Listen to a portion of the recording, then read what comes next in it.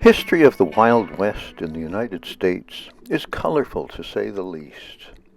The 5-year period from 1876 to 1881 bears a close examination of the historical records and their depiction in storytelling, plus the background locations in modern-day movies.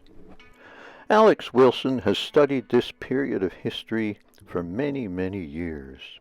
He has also composed poetry which captures the mood of these historical characters in this amazing era known as the Wild West. Alex, you're a former teacher of English, art, drama, and television production. Can you tell us what initiated this project?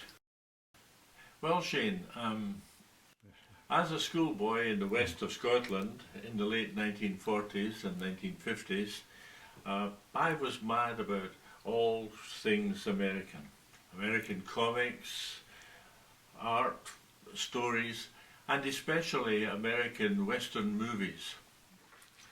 At school, 2 of my lino cuts for the annual magazine started out as cowboy subjects, but my teacher, who ironically was nicknamed Horsey Wilson, deemed them unpatriotic and insisted on British hunters and light brigade. Nevertheless, I did manage to put in some Canadian or US parodies. Then, blowing the smoke from his hot shooting iron, the hero declared, "This is getting so tiring, for he must have been in a real drunken stupor, else he'd never have tangled with me, Gary Cooper." My wife has often remarked, perhaps jokingly, that we emigrated to Canada because of its proximity to the Grand Canyon. Within a year of coming to Canada, we did in fact drive down to the Grand Canyon, and since then we've toured throughout North America many times, as well as visiting Mexico, Ecuador, Peru, and Bolivia.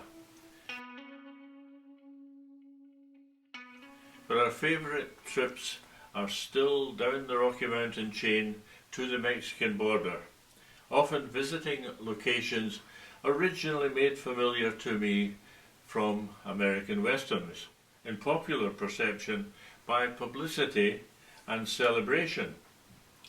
And secondly, how a misreading of history can affect a nation's actions and reputation.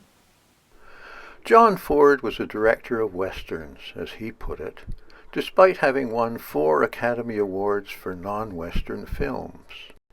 His favorite location was the Navajo Tribal Park on the border of Utah and Arizona, Monument Valley. Motion pictures have been responsible worldwide for people's notions of where historical events took place and what the surroundings, the clothes, other physical attributes really looked like.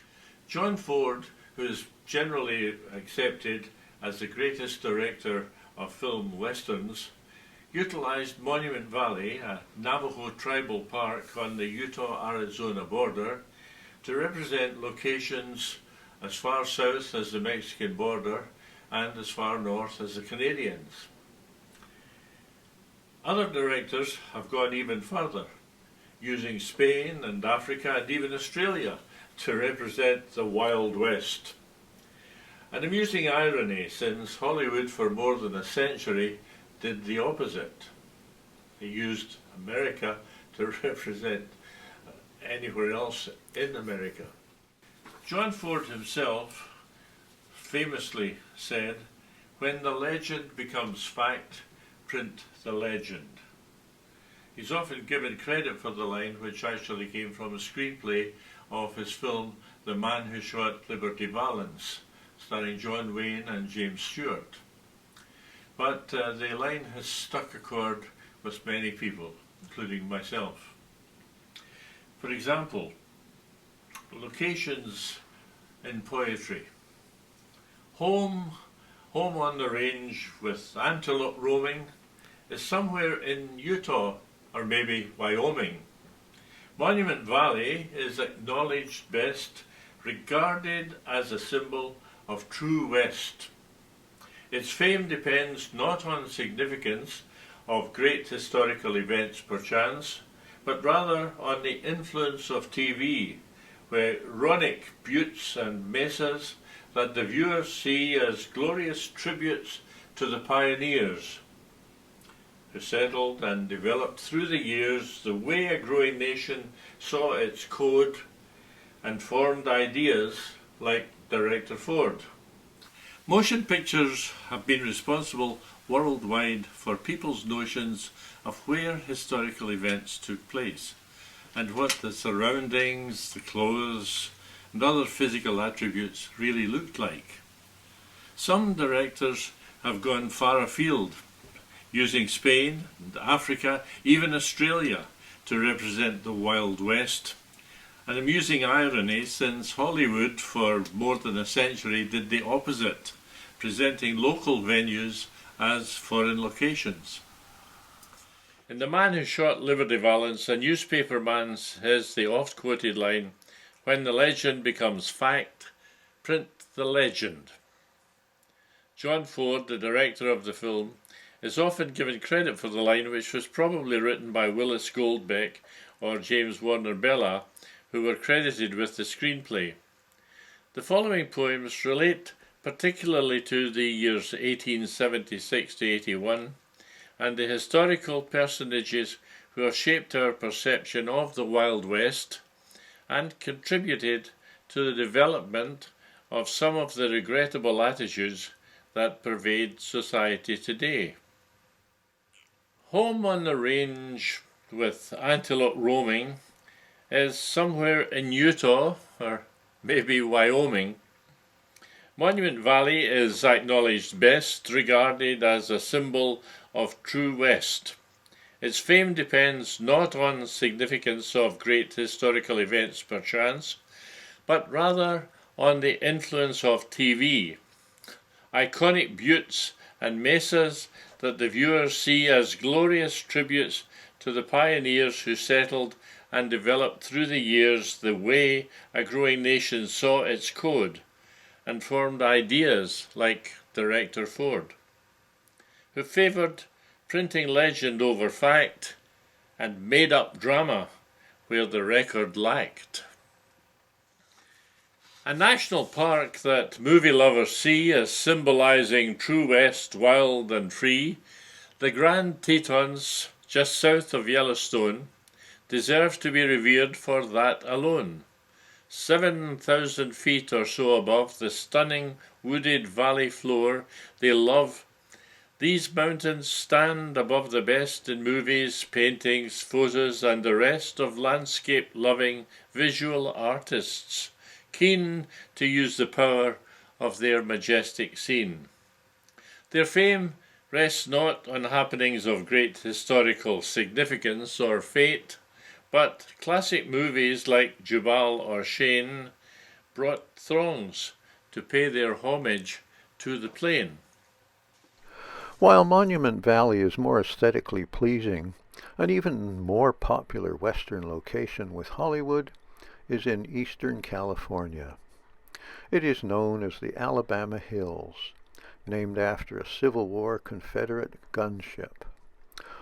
On the eastern side of the Sierras, near the town of Lone Pine, and in view of Mount Whitney, it has plains, close, often snow-capped mountains, and massive areas of strangely shaped rocks, many of which are accessible on foot or vehicle. Its similarity to the northwest of India and its relative closeness to Los Angeles makes it an ideal stand-in for foreign exotic areas. A location used even more often than Monument Valley was the Alabama Hills in California. Named for a ship used by the Confederates in the American Civil War, it lies to the west of the Sierra Nevada, near Mount Whitney and the town of Lone Pine. First used as a film location in 1919, It has been used frequently as Northwest India and other countries, but most often for westerns such as How the West Was Won.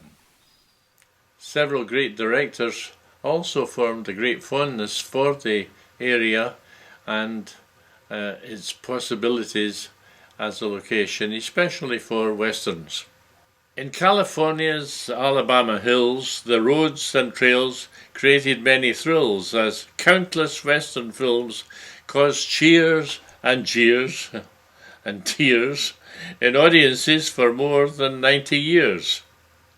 Red Indians, cowboys, cavalry, and such contributed the characters for much of Hollywood's most favoured type of tale. With horses' grace and beauty without fail, against spectacular views Sierra made, with Lone Pine nestled in Mount Whitney's shade. And sometimes other Indians filled the screen, the Bengal Lancers, Kim and Gunga Din, with Cooper, Cary Grant and Errol Flynn. It seemed the Northwest frontier they were in, and proved once more, it only goes to show, locations close at hand save lots of dough.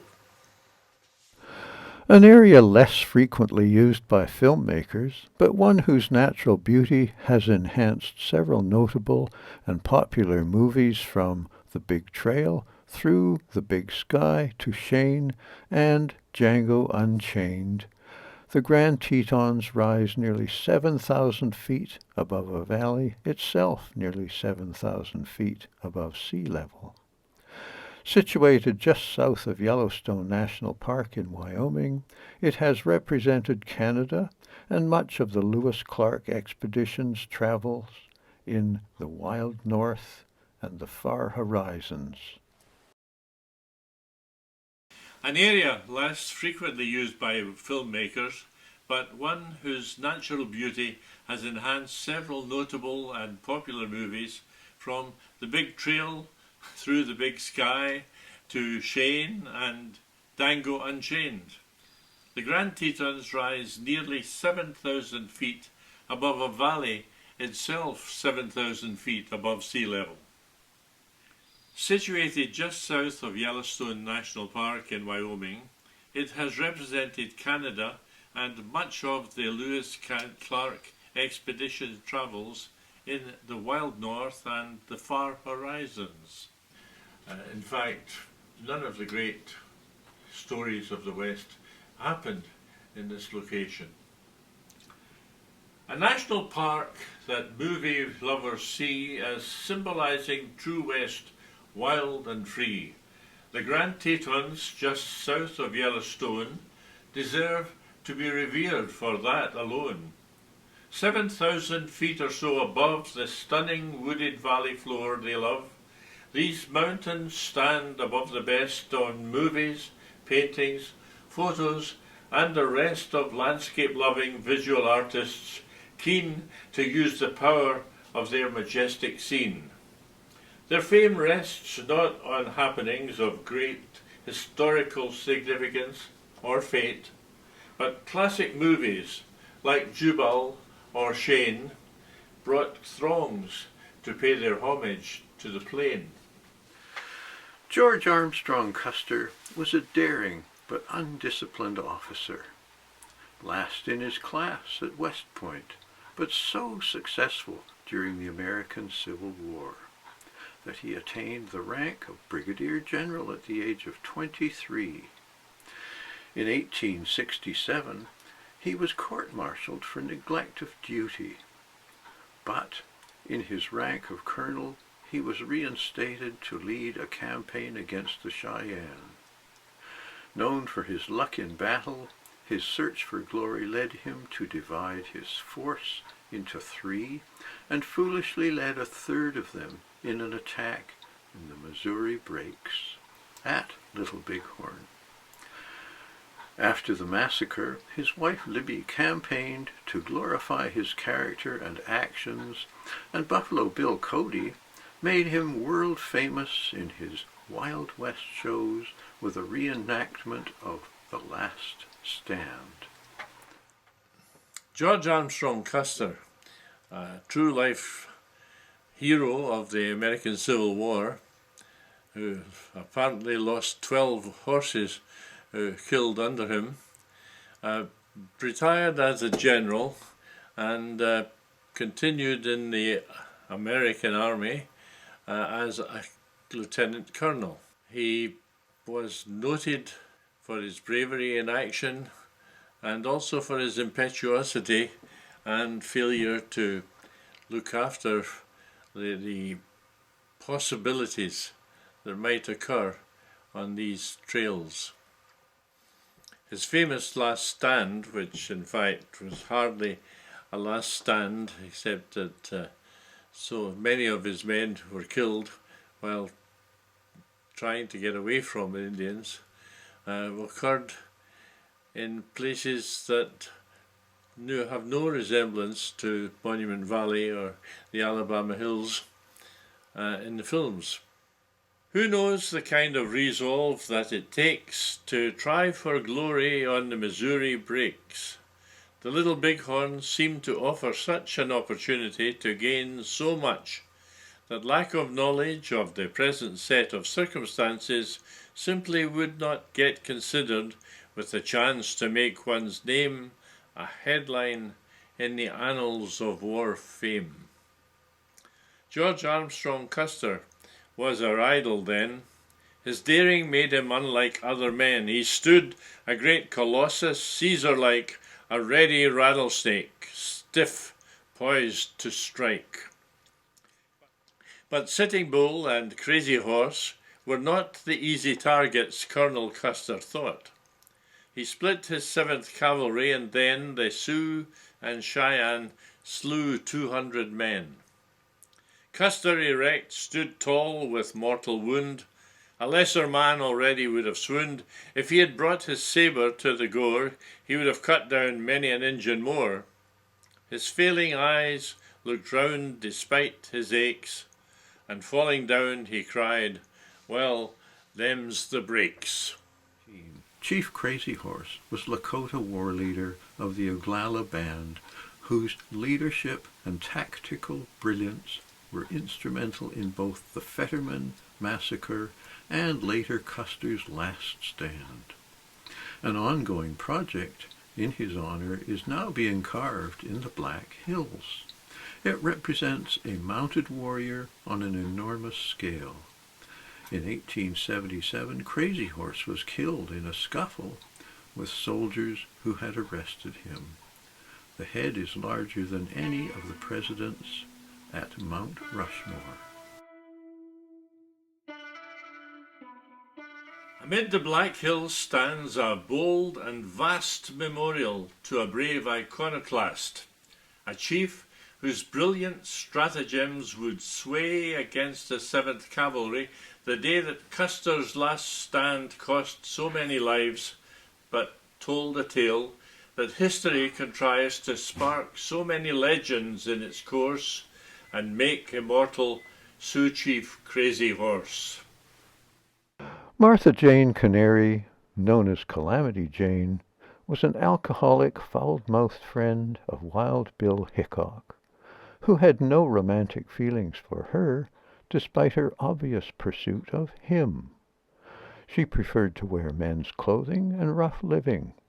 She did humanitarian service during a smallpox epidemic in Deadwood. After Hickok's death, she joined Buffalo Bill's Wild West show. She died in the 20th century and was buried next to Hickok, whom she claimed she married. James Butler Hickok was one of the most famous gunfighters of his time. He had been an Army scout and a spy during the Civil War. He lost his job as a marshal because his failing eyesight caused him to shoot his deputy. He was a long-time friend of Buffalo Bill Cody, who hired him for his show based on his reputation, built up by dime novels, as a gunfighter. Shortly after his marriage in 1876 to a former circus performer in Cincinnati, he moved to Deadwood to be a peace officer. Less than 2 months after Custer's demise, Hickok was killed while playing poker. Attempting to be ladylike, but in vain, a rawhide gal they called Calamity Jane was friendly with no one except Wild Bill. Perhaps her secret love had done her ill. Calamity Jane Canary first came to fame with Wild Bill Hickok, whom she tried to tame. But mavericks like Hickok were real tough to rope. Still she kept on his trail, and she kept up her hope. Mr. Hickok resisted her obvious ploys. Jane still insisted with plenty of noise, but still he desisted and kept to himself, and poor Miss Canary was left on the shelf. Heartbroken was she when he took him a bride, and left her to choose home or suicide. Bill's marital bliss did not last all the same. His habitual lifestyle was mostly to blame. Saloons were his office and poker his game, gunplay his trade and his main claim to fame. In 1876, June 25th, George Custer's death created quite a myth.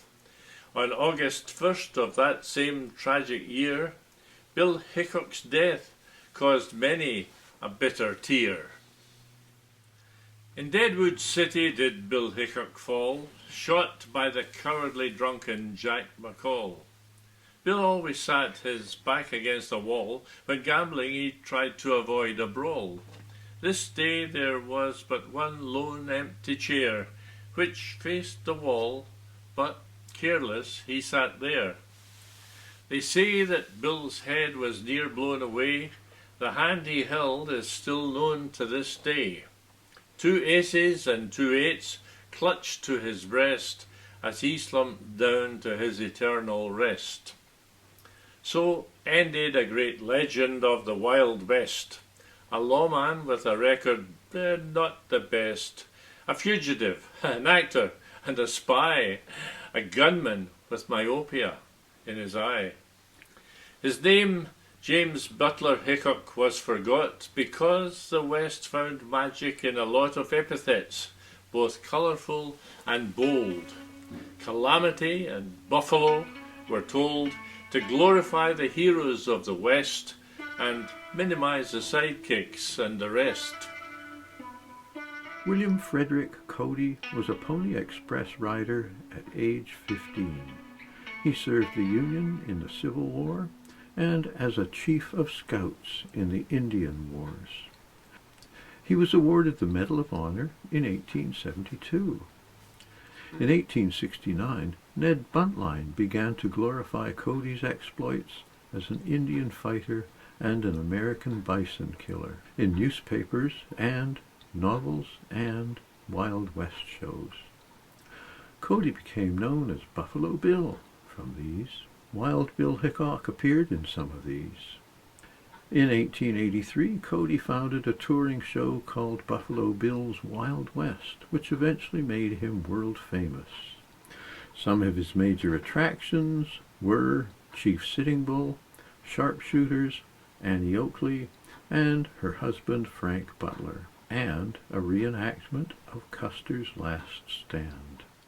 The greatest self-promoter ever was the one named Cody, not the man called Hoss. His Pony Express made of him a star, and boasting spread his legend near and far. Because he slaughtered bison in his youth, they called him Buffalo Bill, and that's the truth.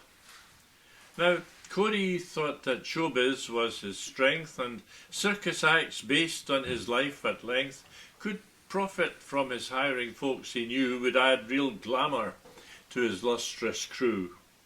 A hero's legend rests upon his foe, whose reputation must be great, you know. Bill recognized when Custer was attacked, a chief would add distinction to the act. Bill's first choice, Crazy Horse, could not be found. Assassination put him in the ground. But Sitting Bull was glad to join the troop and prove a rich addition to the group.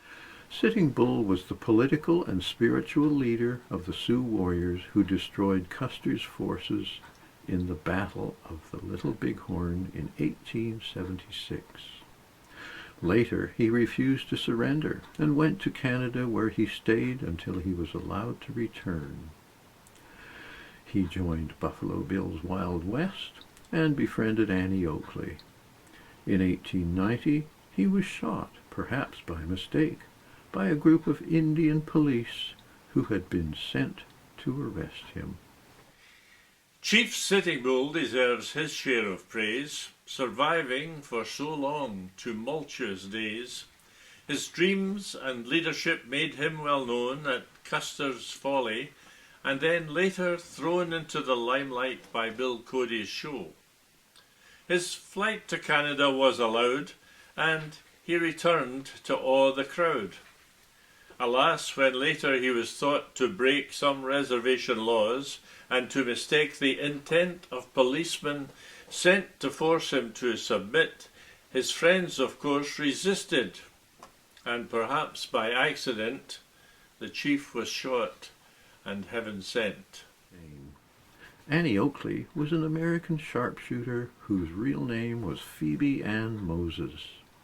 She outshot Frank Butler in a contest and married him in 1876. While starring in Buffalo Bill's Wild West, she was adopted into his tribe by Sitting Bull, who had a great affection and admiration for her.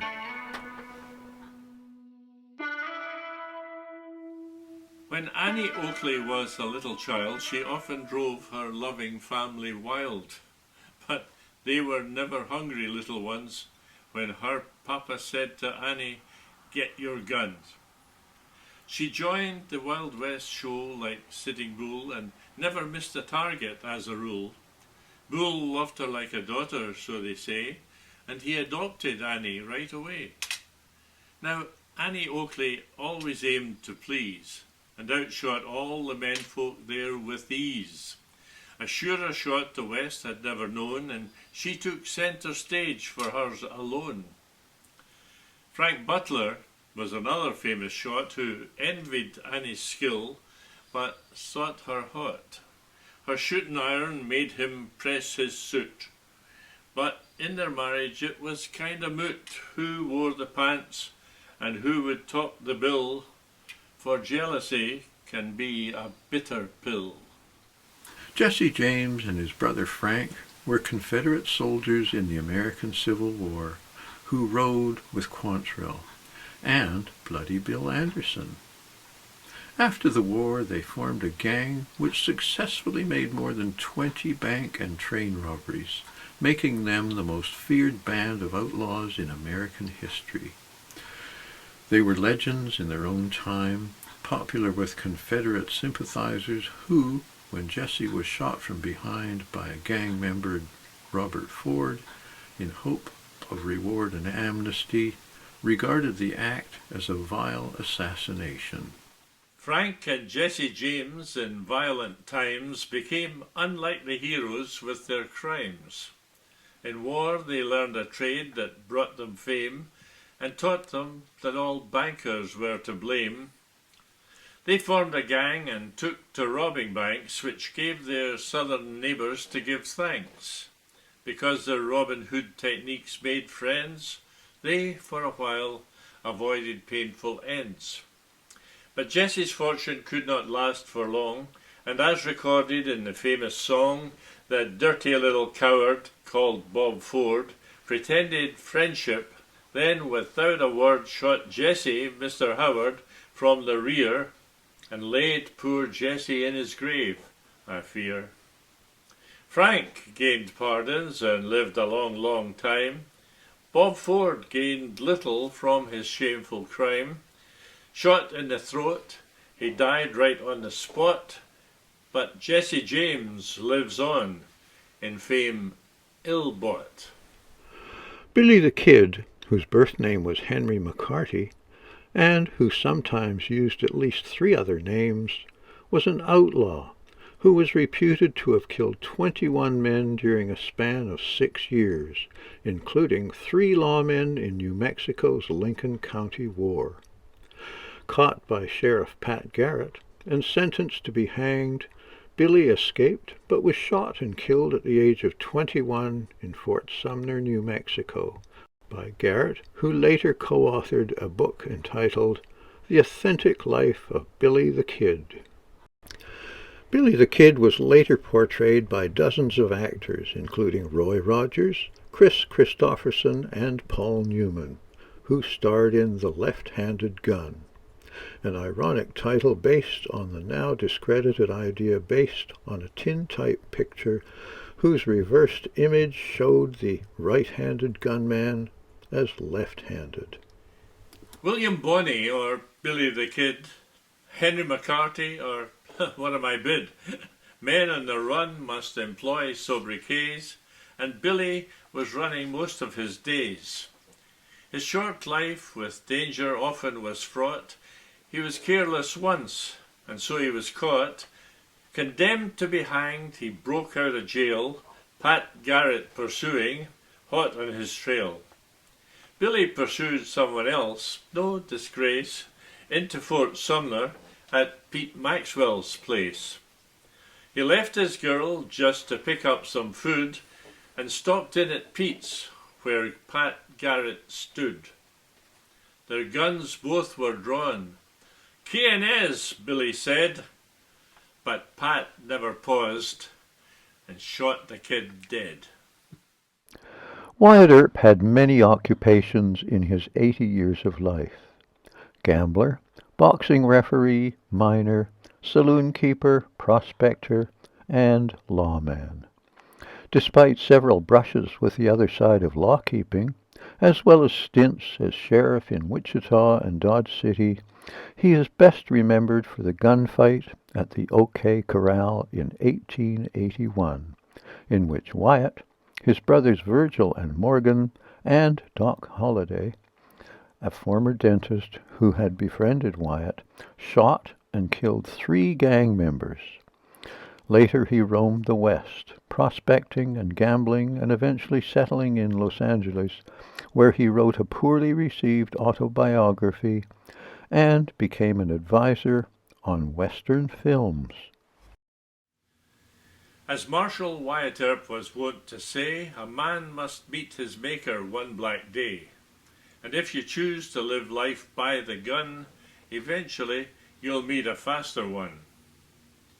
Deadwood City, 1876, when Wyatt vainly tried his best to mix some gambling and some business for some gain, but found that it was useless to complain. The gold rush overfilled available lands and left him holding profitless bad hands.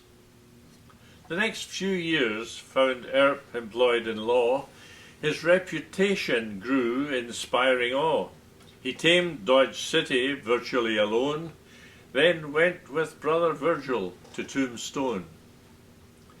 The brothers prospered, gambling and investing in saloons and brothels. They were best.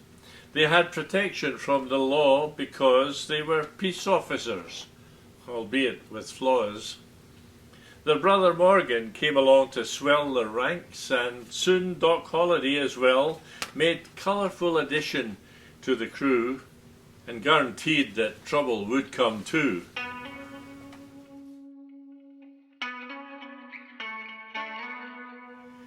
A dentist and a gambler, Doc had sought relief from the white plague disease he fought. Tuberculosis could have been endured in desert air with diet, but not cured. It seems that Doc determined not to die without his boots on, and so that was why in saloon fights he often risked his life in smoking, drinking, and inviting strife. Aside from gambling, Doc's most constant love was big-nosed Katie Elder, a soiled dove. They lived together, loved, and often fought, then loved again and parted, like as not. Kate's company produced relief and pain, friendship with Herps still harder to explain, although their fierce ambition could well start a fracas suited to Doc's bitter heart. The Clanton and McLowry's gang played hell. They rustled cattle, robbed the stage as well. They tried to gain control in town and out, frustrated by the Earps without a doubt. Their conflict heated up in '81 and climaxed in a gunfight that was won by Virgil, Wyatt, Morg and Holiday. OK Corral meant there was hell to pay. Assassins wounded Virgil late one day, while others murdered Morgan at his play. Some members of the cowboy gang were said to be to blame, and soon they too were dead. In the aftermath of the OK fray, Kate deserted Doc and scurried away. Then 6 years later Doc passed in his bed, his boots out of reach, his gun out of lead. Of several killings that ensued, they claimed that Morgan dead and Virgil badly maimed caused Wyatt Earp himself to then become a vengeful killer, shooting cowboy scum. The truth of all that happened then was told to everyone by Wyatt when he was old and living in Los Angeles.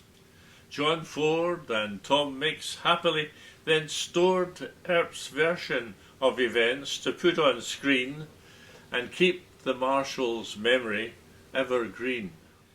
But commerce and tradition soon win out and fill most stories, sadly, full of doubt. And legends soon take over from the truth, distorting old men's memories of their youth. Peculiarly, and providing a kind of proof for the poems in this collection, the wildest years of the Wild West occurred about midway in the years of that phenomenon, generally reckoned to be from 1865, the end of the war between the states, and 1890, with civilization and a remarkable surge in new inventions and settling down. These years, between 1876 and 1882, provided the basis for much of the 20th century's literature, theatre, art and movies. The themes of cultural and geographic transition from rural to urban industrial, from lawlessness to civil control, are powerfully presented in many of the greatest westerns, including Stagecoach, High Noon and Shane, and still influencing modern media presentations such as the TV series Yellowstone. The fallout politically and socially from the concept of going back to the good old days, where problems could be resolved more simply by direct action, a word often used by press and Hollywood hacks to denote violence, has been shown to require careful examination and consideration.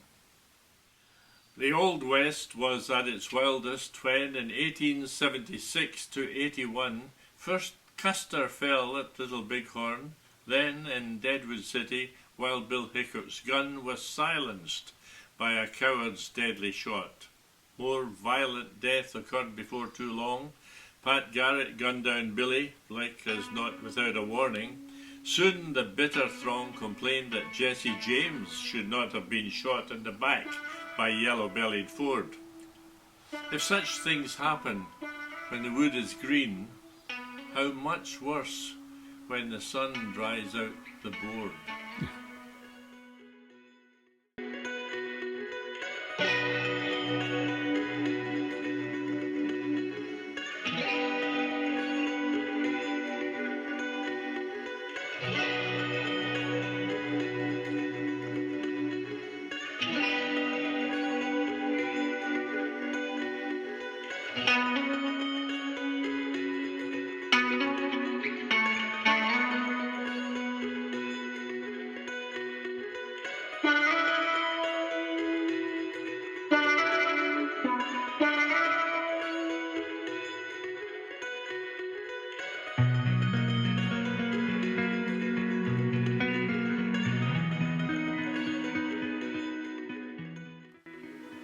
so we have to ask ourselves once more, were they real heroes truly, or in lore?